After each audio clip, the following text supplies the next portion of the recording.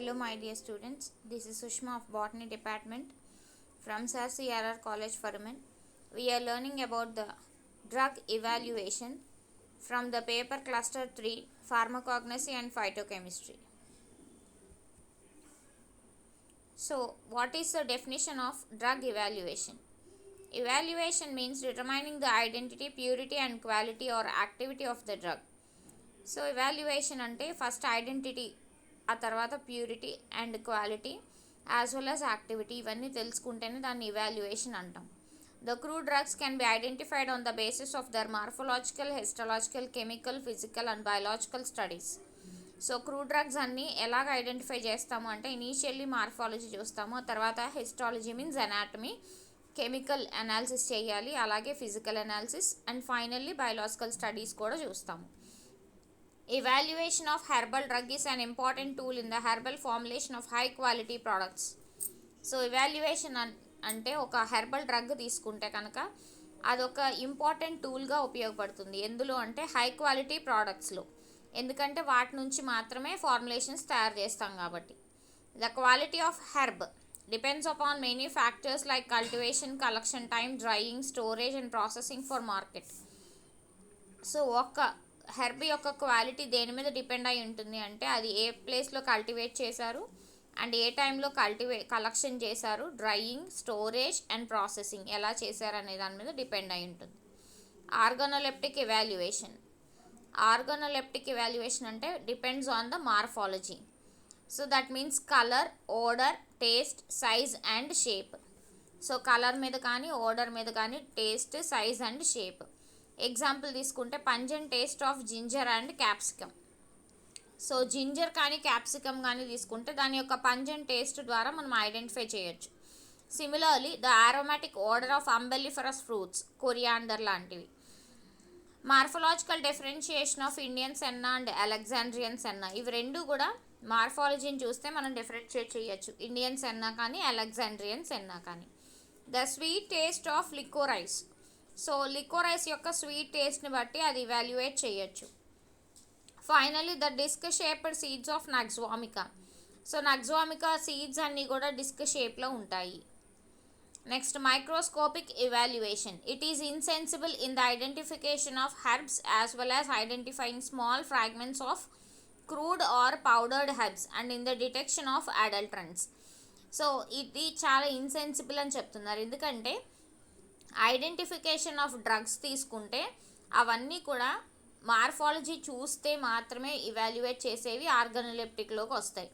In case అలా కుదరదు అనుకుంటే కొన్ని పౌడర్డ్ హెర్బ్స్ ఉంటున్నాయి, వాటిని డిటెక్ట్ చేయాలంటే మైక్రోస్కోపిక్ ఇవాల్యుయేషన్ అనేది అవసరం అవుతుంది. This method allows more detailed examination of a drug and it can be used to identify organised drugs by their known histological characters. So each and every డ్రగ్కి we have to know the histological characters to identify those organized drugs.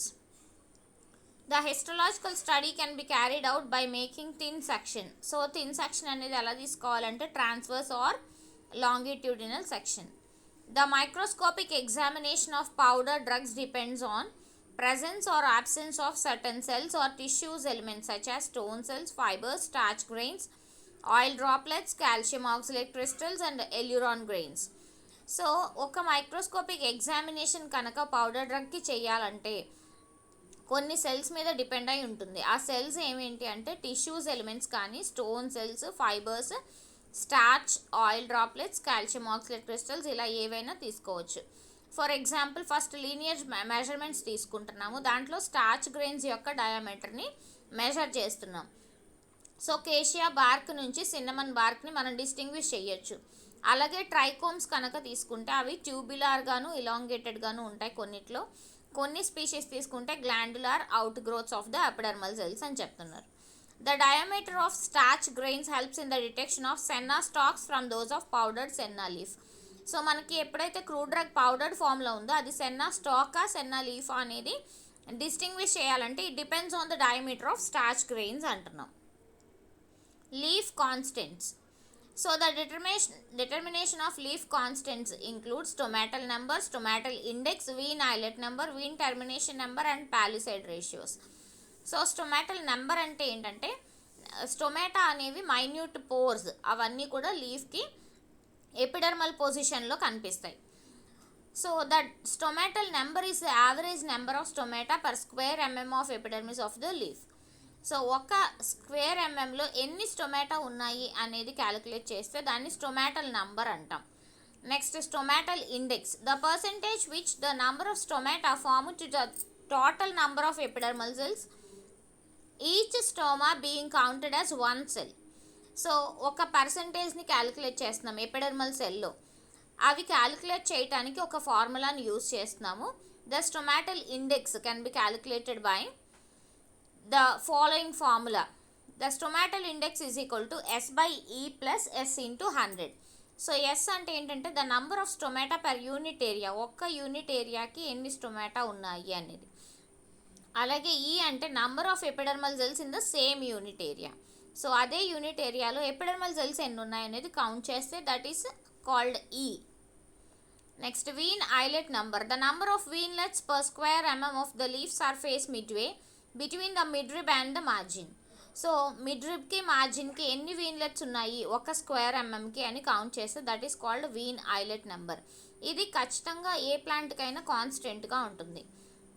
వీన్లెట్ termination number, the number of veinlet termination per square mm of the leaf surface midway between the midrib and the margin. So veinlets start అయిన దగ్గర నుంచి terminate అయ్యే వరకు same వీన్లెట్ ఉందా లేదా అనేది termination number కింద మనం తీసుకుంటున్నాం. సో అది మిడ్రిబ్ నుంచి మార్జిన్ వరకు ఎక్స్టెండ్ అయి ఉండాల్సి ఉంది. Palisade ratio, the average number of palisade cells beneath each epidermal cell. So ఒక్కొక్క ఎపిడర్మల్ సెల్ కింద ఎన్ని పాలిసైడ్ సెల్స్ ఉన్నాయి అనే దాని మీద డిపెండ్ అయి ఉంటుంది. That is called palisade ratio. It can be determined with powder drug. Quantitative microscopy. So quantitative microscopy అంటే it is a important technique employed in the identification of powder drugs when chemical and physical methods are inapplicable. So మనం ఫైనల్గా పైన methods ఏది కూడా పనికి రాకపోతే powder డ్రగ్కి quantitative microscopy అనే దాన్ని చూస్తాము. అంటే అది లైకోపోడియం సీడ్స్ మీద బేస్ చేసుకుని ఉంటుంది. సో ద లైకోపోడియం స్పోర్స్ ఎలా ఉంటాయి అనేది ఒకసారి చూద్దాం.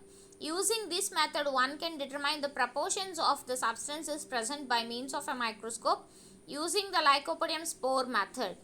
So these are very characteristic in shape and appearance and exceptionally uniform in size. So ఈ స్పోర్స్ అన్నీ కూడా ఒకే క్యారెక్టరిస్టిక్ షేప్ ఉంటాయి, అపియరెన్స్ ఉంటాయి అండ్ ఆల్సో ఇన్ సైజ్ అని చెప్తున్నారు. A powder drug is evaluated by this technique if it contains countable well defined particles. So ఏదైనా powder drug తీసుకుంటే దాంట్లో కౌంటబుల్ పార్టికల్స్ ఏమేమి ఉండాలి. ఎగ్జాంపుల్ స్టార్చ్ గ్రెయిన్స్ కానీ పాలన్ గ్రెయిన్స్ కానీ.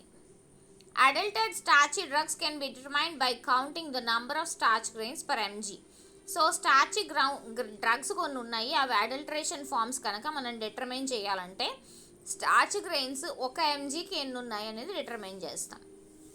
సో ఇఫ్ స్పెంట్ జింజర్ ఇది అడల్టరెంట్ అనుకుంటే ఆ జింజర్ కాన్స్టెంట్ స్టార్చ్ గ్రెయిన్స్ ఎన్ని ఉంటాయంటే 2,86,000 ఉంటాయి. సో ఆ పర్సంటేజ్ ఆఫ్ ప్యూరిటీ కనుక కనుక్కోవాలనుకుంటే ఆ పౌడర్డ్ జింజర్కి ఎలా క్యాలిక్యులేట్ చేస్తాము. N into W into 94,000 into 100 by S into M into P is equal to percentage purity of drugs. Whereas N అంటే the number of character structure in two fields. అంటే starch grains ఎన్ని ఉన్నాయి 2 fieldsలోను అనేది N determine చేస్తుంది. W gives the weight in mg of lycopodium taken. So ఎంజీలో weight lycopodium ఎన్ని తీసుకున్నాము అనేది. ఎస్ అంటే the number of lycopodium spores in the 2 same fields. So 2 ఫీల్డ్స్లోనూ లైకోపోడియం స్పోర్స్ ఎన్ని తీసుకున్నాం అనేది ఎస్ ప్లేస్లో నంబర్ వేస్తాం. ఎం అంటే the weight in mg of the sample calculated on the basis of sample dried at 105 degrees centigrade. So finally the P అంటే 2,86,000 in case of ginger అని చెప్తున్నాం. The lycopodium spore method can be used for evaluation of drug like clove, ginger, cardamom, nutmeg, umbelliferous. So clove అంటే లవంగ మొగ్గలు, ginger అంటే అల్లం, cardamom అంటే యాలకులు, నట్మెగ్ అంటే జాజికాయ, అంబెల్లిఫరస్ ఫ్రూట్స్ అంటే కొరియాండర్ లైక్ అన్ని ఫ్రూట్స్ వస్తాయి, ధనియాలు etcetera. The physical evaluation, The physical methods are often used to determine the solubility, specific gravity, optical rotation, viscosity, refractive index, melting point, water content, etc. So ఇవన్నీ determine చేయగలిగితే వాటిని physical ఇవాల్యుయేషన్లోకి పెడతారు. Initially the moisture content. So ఎప్పుడైనా సరే ఒక డ్రగ్కి moisture content ఎక్కువగా ఉంటే కనుక ఆ క్వాలిటీ తగ్గిపోతుందని చెప్తున్నాం. బికాస్ మైక్రోబియల్ ఎంజైమ్స్ అన్నీ కూడా వస్తుంటాయి. Example digitalis not more than 5%, అంటే డిజిటాలిస్లో 5% కంటే తక్కువే ఉండాలి. ఎర్గోట్లో 8% తక్కువ. అలాగే అకేషియా అండ్ స్టార్చ్లో 15% కంటే తక్కువ. ఎలాయ్లో 10% కంటే తక్కువ. Next viscosity. విస్కాసిటీ అంటే it is the resistance of a fluid to flow. ఒక ఫ్లూయిడ్ తీసుకుంటే దాంట్లో ఫ్లో అవ్వటానికి ఎంత రెసిస్టెన్స్ ఉంటుందో దాన్ని విస్కాసిటీ అంటాం. ఎగ్జాంపుల్ లిక్విడ్ పారాఫిన్ తీసుకుంటే అది 37.8 డిగ్రీ సెంటిగ్రేడ్ వస్తుంది. Melting point. The melting point of a solid is the temperature at which it changes state from solid to liquid. So ఒక టెంపరేచర్ దగ్గర సాలిడ్ నుంచి లిక్విడ్కి చేంజ్ అవుతుంది, దాన్ని మెల్టింగ్ పాయింట్ అంటాము. Plant constituents have very sharp and constant melting points. So plant constituents తీసుకుంటే కాన్స్టెంట్గా ఉంటాయి కాబట్టి ఎగ్జాంపుల్ వూల్ ఫ్యాట్కి 34 to 44 వస్తాయి, ఆగార్కి 85 డిగ్రీ సెంటిగ్రేడ్ వస్తుంది. Solubility. The presence of adulterant in a drug could be indicated by solubility studies. So ఒక అడల్టరెంట్కి ఎలా ఇండికేట్ చేస్తాము అంటే సాల్యుబిలిటీని, కోలోఫోనీ ఇన్ లైట్ పెట్రోలియం. అలాగే బాల్సమ్ ఆఫ్ పేరు ఎందులో సాల్యుబుల్ అవుతుందంటే chloral hydrate. Next castor oil తీసుకుంటే అది ఎందులో సాల్యుబుల్ అవుతుంది అంటే half its volume of light petroleum. Similarly castor oil is soluble in 3 volumes of 90% alcohol. Optical rotation. Many substances of biological origin having a chiral center can rotate the plane of polarized light either to right or to the left. So చాలా substances biological ఆరిజిన్లో ఉన్నవి chiral centre అంటారు. అంటే అక్కడ నుంచి ఎటువైపు rotate అయితే అటువైపు మనం కన్సిడర్ చేస్తాం. అది రైట్కి రొటేట్ అయితే డెక్స్ట్రో రొటేటరీ అని, లెఫ్ట్కి రొటేట్ అయితే లివో రొటేటరీ అని చెప్తాం. The extent of rotation is expressed in degrees, plus indicating rotation to the right and minus indication rotation to the left. So plus indicate చేస్తే రైట్ కని, minus indicate చేస్తే left కని చెప్తాము. Such compounds are optically active and hence called optical rotation. So example caraway oil తీసుకుంటే +75 నుంచి +80 degrees వరకు optical rotation ఉంటుంది. అలాగే eucalyptus oil taken 0 degrees to +10 degrees centigrade. Chenopodium oil అంటే ఇది లెఫ్ట్కి రొటేట్ అవుతుంది కాబట్టి -30 degrees to -8 degrees చెప్తాము. సిమిలర్లీ క్యాస్టర్ ఆయిల్ 3.5 degrees నుంచి 6 degrees ఉంటుంది. Clove oil 0 degrees to -1.5 degrees centigrade ఉంటుంది. ఫైనల్లీ హనీ వచ్చేసి +3 నుంచి -15 degrees centigrade. Next refractive index. It is defined as the property of a material that changes the speed of light computed as the ratio of the speed of light in a vacuum to the speed of light through the material. So ఒక material తీసుకున్నాము, అది light ఎంత ఫాస్ట్గా దాని నుంచి pass on అవుతుంది అనేది consider చేస్తే సేమ్ లైట్ వాక్యూమ్లో ఎంతసేపు వెళ్తుంది అనేది మనం కన్సిడర్ చేయొచ్చు. రెండింటి యొక్క ప్రపోర్షనే రిఫ్రాక్టివ్ ఇండెక్స్ అని చెప్తాము. So the refractive index of a compound varies with the wave length of the incident light, temperature and pressure. So similarly ఒక వేవ్ లెంగ్త్ మాత్రమే కాదు, దాంతోపాటు టెంపరేచర్ అండ్ ప్రెషర్ మీద కూడా డిపెండ్ అయ్యి రిఫ్రాక్టివ్ ఇండెక్స్ని మనం క్యాలిక్యులేట్ చేయడం జరుగుతుంది. Initially arachis oil refractive index తీసుకుంటే 1.4678 to 1.10470. సో ఇలాగ చాలా రిఫ్రాక్టివ్ ఇండెక్స్ క్యాలిక్యులేట్ చేసి కాన్స్టెంట్స్ ఇవ్వడం జరిగింది. శాండిల్వుడ్ ఆయిల్కి 1.50 to 1.51 అని చెప్తున్నారు. Next ash values. The residue remaining after incineration is the ash constant of the drug which simply represents inorganic salts naturally occurring in the drug or adhering to it or deliberately added to it as in the form of adulteration.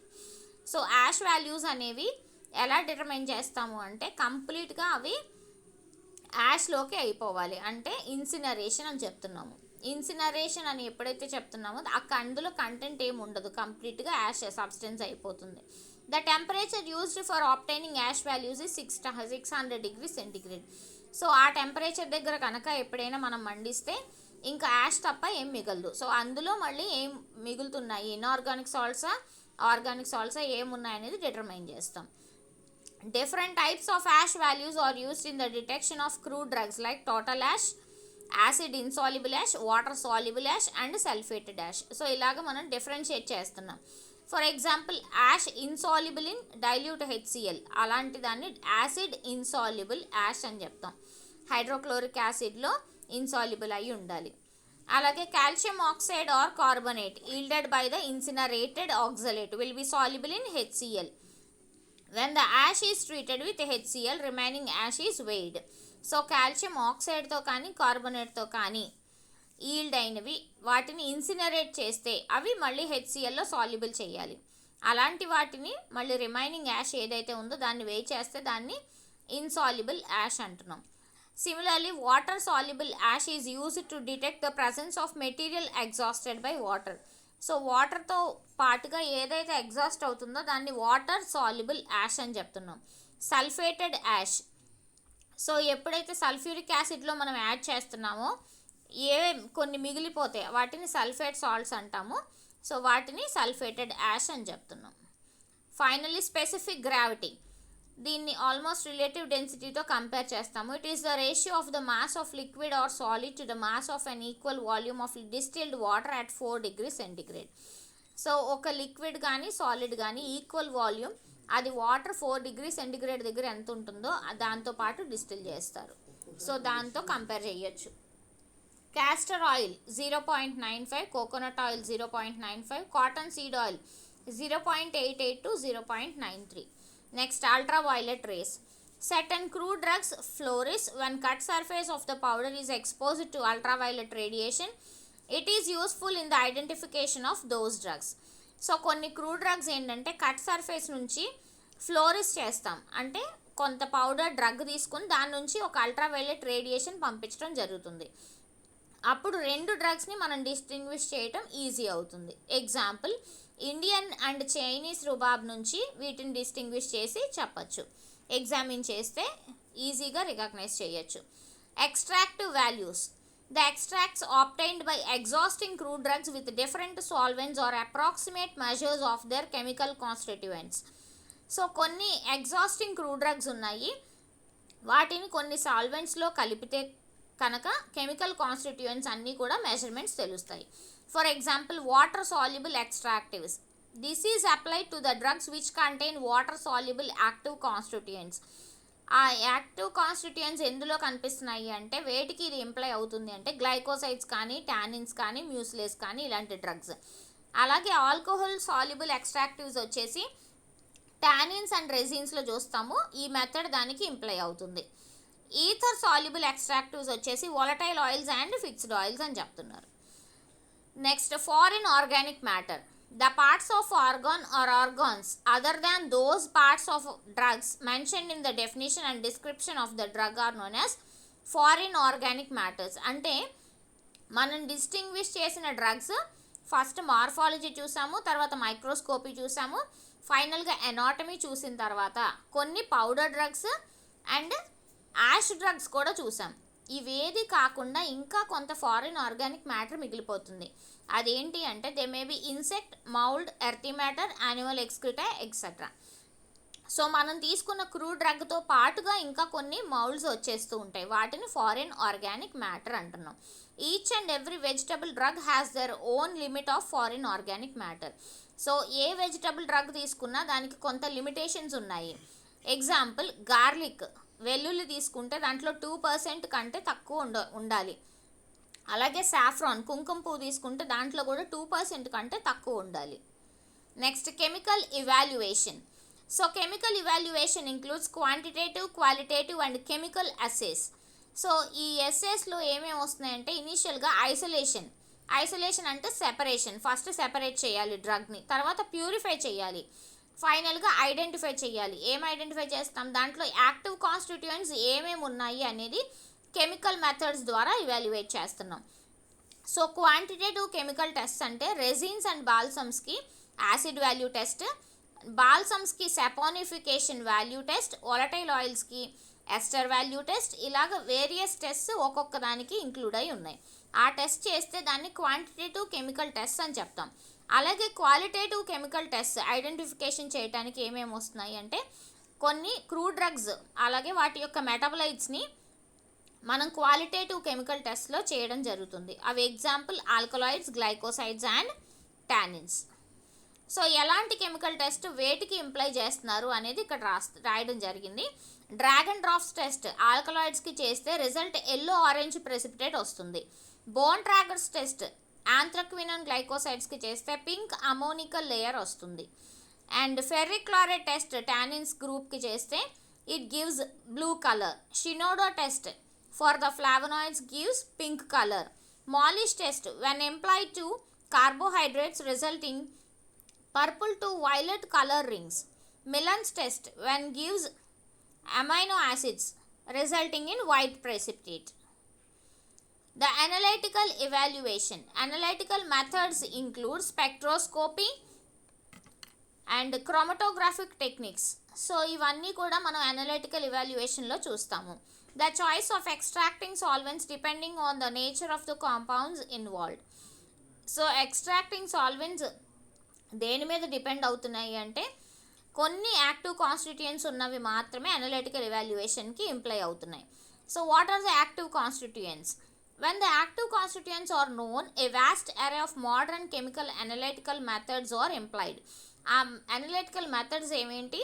Ultraviolet or visible spectroscopy, TLC, HPLC, gas chromatography and MS ఇలాగ చాలా imply అవుతున్నాయి. So each and every one మనం డీటెయిల్డ్గా చూస్తున్నాం. Thin layer chromatography దాన్ని TLG technique అంటాం. ఎప్పుడైతే two ఫేజెస్ని distinguish చేయాల్సినవి ఉన్నాయో వాటిని థిన్ లేయర్ క్రోమటోగ్రఫీలో ఇంప్లై చేస్తారు. ఒకటి స్టేషనరీ ఫేజ్ అండ్ ఇంకొకటి మొబైల్ ఫేజ్. ఈ రెండింటిని డిస్ట్రిబ్యూట్ చేయడానికి థిన్ లేయర్ క్రోమటోగ్రఫీని యూజ్ చేస్తాం.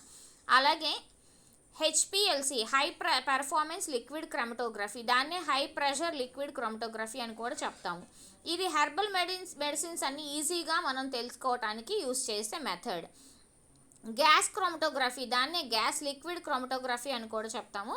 This process depends on the redistribution of the two phases, stationary phase and the solid phase or liquid phase which is having in the both combinations. Common methods of ionization used in conjunction with gas chromatography are electron impact and electron capture ionization. So ఇలాంటి ionisation methods ఏవైతే ఉపయోగపడుతున్నాయో అలాంటి వాటిని రెండింటిని మనం ఇక్కడ రాయటం జరిగింది.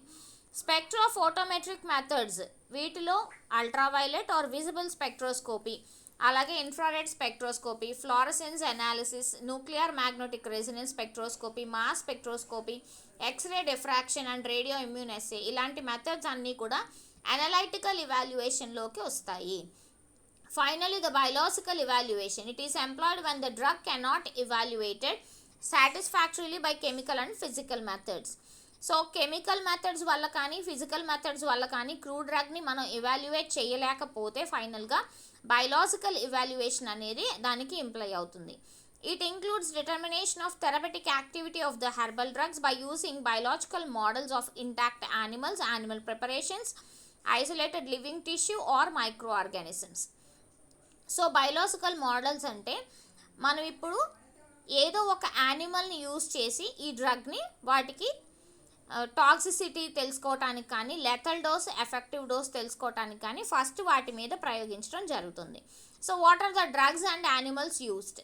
Initially oxytocic activity of vasopressin చూడాలంటే గినియా పిగ్స్ టెస్ట్ ఆర్గానిజంగా ఉపయోగపడతాయి. అండ్ డిజిటాలిస్ గ్లైకోసైడ్స్ ఎస్సే దానికి పీసియాన్స్ టెస్ట్ ఆర్గానిజమ్స్. అలాగే depressor activity of certain drugs అవి క్యాట్స్ మీద యూజ్ చేయడం జరుగుతుంది. యాంటీ హెల్మెంట్స్ అన్ని వార్మ్స్ మీద. అలాగే డ్రగ్ ఎఫెక్ట్ ఇన్ ఐస్ తీసుకోవాలంటే ర్యాబిట్ ఐస్ యూజ్ చేస్తారు. Assay of cardiac and gastrointestinal drugs it include test organism dogs. Effects of ergot it include rabbit intestine. Hepatoprotective activity, hypoglycaemic activity and anti inflammatory ఇవన్నీ కూడా humans మీద use చేస్తారు. The assay of vitamins include living bacteria and east. ఇవన్నీ కూడా microorganisms మీద depend అయి ఉంటుంది. So finally the summary is what are the evaluations including are initially organoleptic అంటే మార్ఫలాజికల్ ఇవాల్యుయేషన్ అని చెప్తాము. సెకండ్ వన్ మైక్రోస్కోపిక్ అంటే అనాటమీ థిన్ సెక్షన్ తీసుకుంటే linear measurements, leaf constant, quantitative microscopic methods use చేస్తున్నాం. Physical evaluation వచ్చేసి moisture content చూడొచ్చు, viscosity, melting point, solubility, optical rotation అది డెక్స్ట్రోనా లీవోనా, అలాగే refractive index, ash values, specific gravity, ultraviolet radiation, extractive values. ఆ extractive వాల్యూస్లో మళ్ళీ water soluble, alcohol soluble, ether soluble ఉన్నాయి. ఫైనల్లీ ఫారిన్ ఆర్గానిక్ మ్యాటర్ని కూడా డిటర్మైన్ చేస్తాము. Chemical evaluation, analytical evaluation. So వీటి దేని వల్ల కూడా మనం ఇవాల్యుయేట్ చేసుకోలేకపోతే ఫైనల్గా బయాలజికల్ ఇవాల్యుయేషన్ అనేది ఇంప్లై చేస్తున్నాం. So that is the drug evaluation of today's topic. Thank you all of you. We will meet in the next video.